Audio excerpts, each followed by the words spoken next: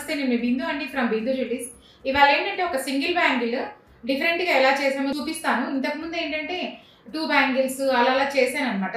చాలా సన్నది. ఒక కస్టమర్‌ది ఏంటంటే 5 బ్యాంగిల్స్ ఉన్నాయి. ఒక 4 బ్యాంగిల్స్ ఒక మోడల్ చేశాను. ఇంకొక 1 బ్యాంగిల్ సింగిల్ ఉందనమాట. వాళ్ళు డివైడ్‌లో అట్లా 5 వచ్చినాయి అనమాట. ఆ సింగిల్ బ్యాంగిల్ కూడా వదిలేయకుండా దాన్ని ఎలా చేశానో చూపిస్తాను చూడండి. చెప్పాను కదా 5 బ్యాంగిల్స్ అని. 4 బ్యాంగిల్స్ ఏం చేశానంటే 2 కాసులు పెట్టేసాను. 2 కాసు కలిపి ఒక్కొక్క బ్యాంగిల్ లాగా చేసిచ్చాను.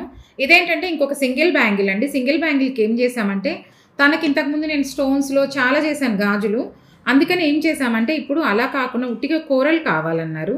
అందుకని ఇలా ఏంటంటే ఆ 2 సైడ్స్ ఆ బ్యాంగిల్‌కి ఇలా నెక్స్ లాగా ఇచ్చేసుకొని కోరల్ చేసిచ్చాను అనమాట.